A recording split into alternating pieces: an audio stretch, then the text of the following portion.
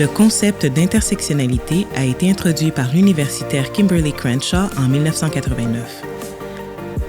L'intersectionnalité telle qu'elle l'a définie est une métaphore permettant de comprendre les différentes façons dont les multiples formes d'inégalité ou de désavantage se composent et qui, parfois, créent des obstacles qui sont rarement reconnus.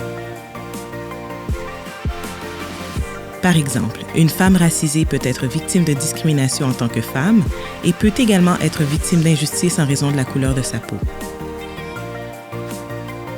Crenshaw, alors, soutient que cette femme se retrouve à l'intersection de la race et de genre.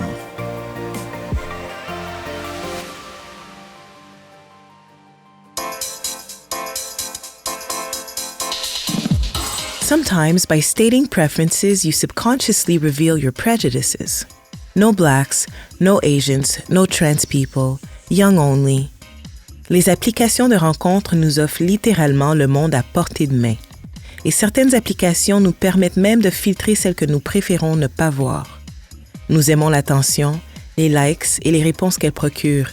Mais souvent, c'est sur ces mêmes applications qu'on voit aussi émerger une discrimination dont la portée se doit d'être abordée et combattue.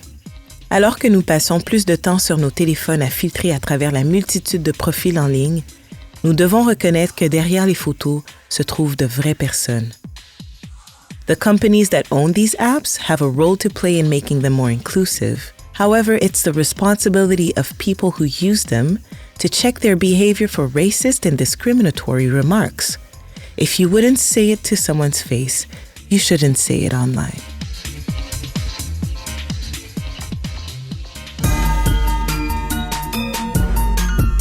Je m'appelle Quang, j'ai 37 ans et je suis né au Vietnam.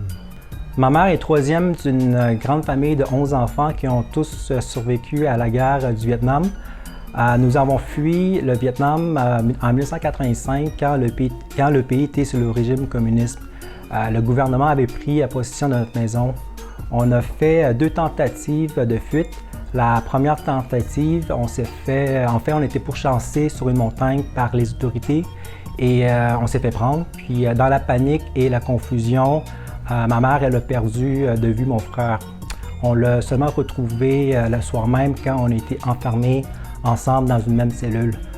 Moi, j'ai été en prison pendant 10 jours et ma mère est restée presque 2 mois. On a fait une deuxième tentative quelques mois plus tard qui a duré presque 2 ans où on a terminé dans un camp réfugié en Thaïlande. C'est pour un peu vous dire à quel point que ma mère était vraiment... elle avait une volonté de vraiment quitter le pays pour que mon grand frère et moi grandissions dans un pays libre. On est arrivé au Québec à l'été 1988. Je suis au croisement entre les deux cultures. Je suis très québécois dans ma façon d'être et de m'exprimer, mais je suis aussi très près de mes racines vietnamiennes, des valeurs familiales. J'ai fait mon coming out à 18 ans et tout mon entourage l'a bien pris. J'ai été victime très peu de racisme dans ma jeunesse. Les 2 moments que je me rappelle, ça s'est produit dans le village à Montréal il y a quelques années. Je trouve que c'est assez paradoxal de se faire traiter de Ching Tok ou de style asiatique par les pairs. Je veux dire, les gays, on combat ensemble pour l'acceptation et la tolérance, mais je trouve que la discrimination et le racisme sont tellement présents dans la communauté. Je dirais que oui, c'est une plateforme nécessaire pour discuter et rencontrer d'autres gars, mais que l'expérience est la plus souvent frustrante et déprimante.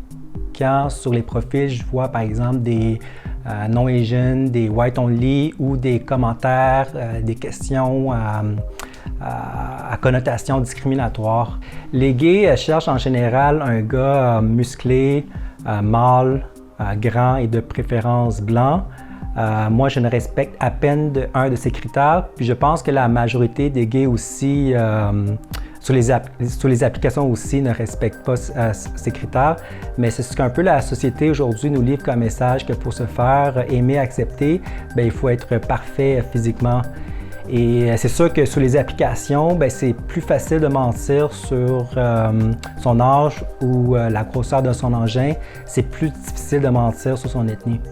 En général, il y a 2 types de gars qui m'abordent sur les applications. Ceux qui fétichent sur les Asiatiques et ceux qui ne les trouvent pas beaux.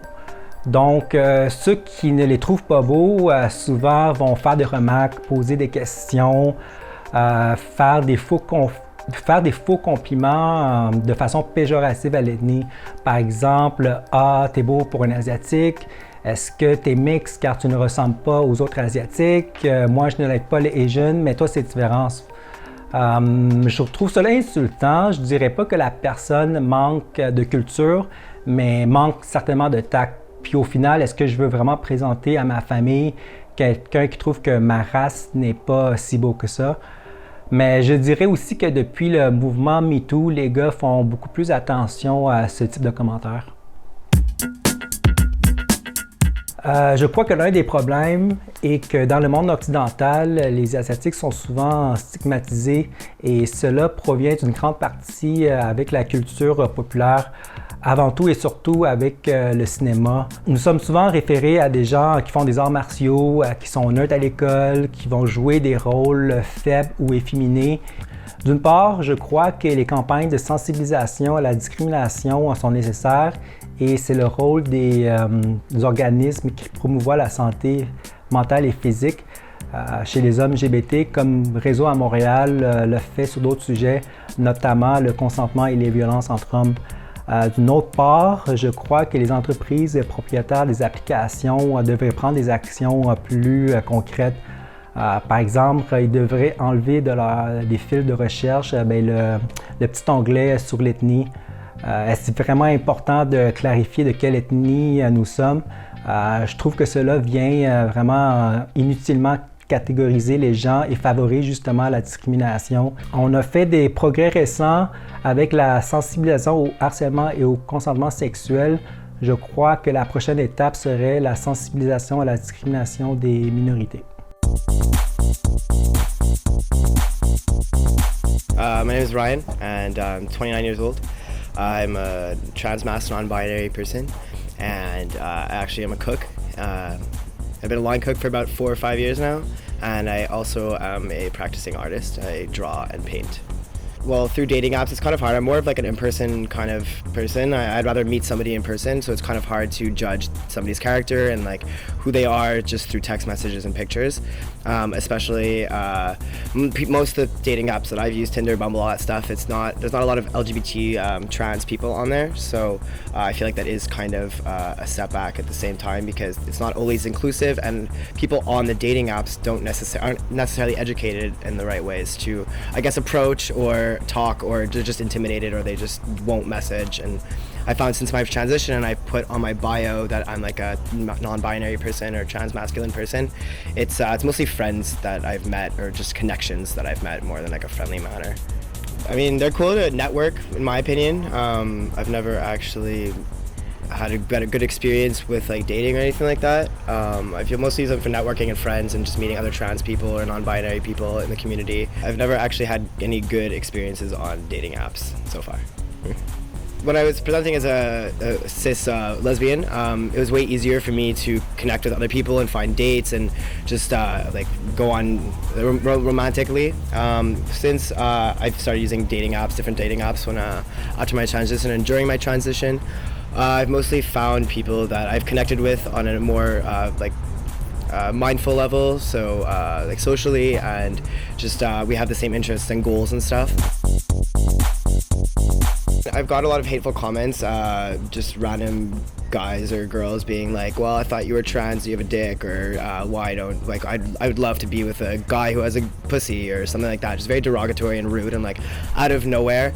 I find that more on like Grindr and stuff like that rather opposed to Tinder. In Tinder, it's mostly straight guys being like, oh, I would love to turn you, or I would love to do stuff like that. It's awkward, it's rude. That's why I've over the time just gone on there to find friends and to find connections like that as opposed to something romantic where I just meet in person. I feel like it's just filling an empty void at the end of the day. I mean, everybody, like I talk to friends about dating apps, whether they're cis or in part of the LGBT community or whatever, and it's all just like, for me and my friends, I feel like you're just on there to try and find something that you're not actually looking for. You're just looking for attention or validation or sex, and that's completely fine at the same time.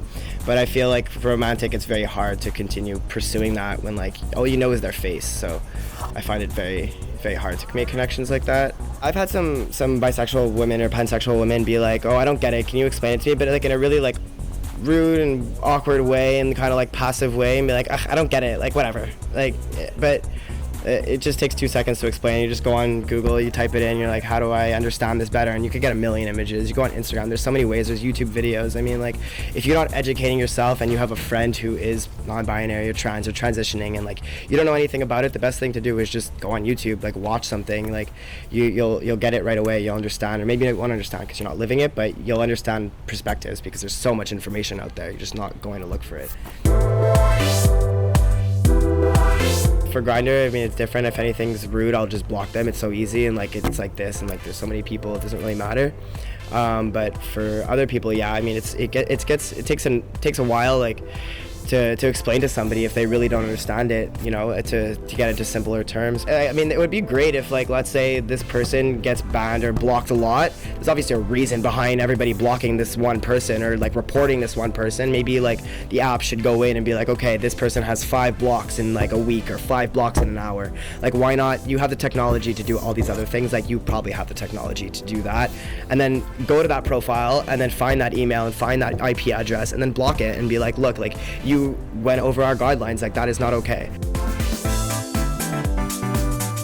For the companies, I mean, like they could advertise it more that it's for not only like straight couples, like as I said, I'm talking about Tinder, the most popular one, and maybe at the, like they started doing it now. Like right now, Tinder has the whole thing where you could put your gender identity and stuff like that, but there's other dating sites who don't have that, and I feel like if you don't have that, then like it creates like a barrier, because I'm not going to go onto that site and put myself as a man or a woman when I don't feel connected to either of them.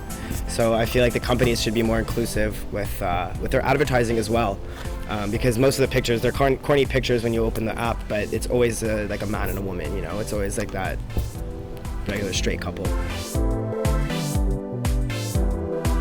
I mean, if that's what they're geared towards, then announce it, like make it known that this is what we want, this is what our company is for, and this is what we believe in, and that's fine because there's different companies all over.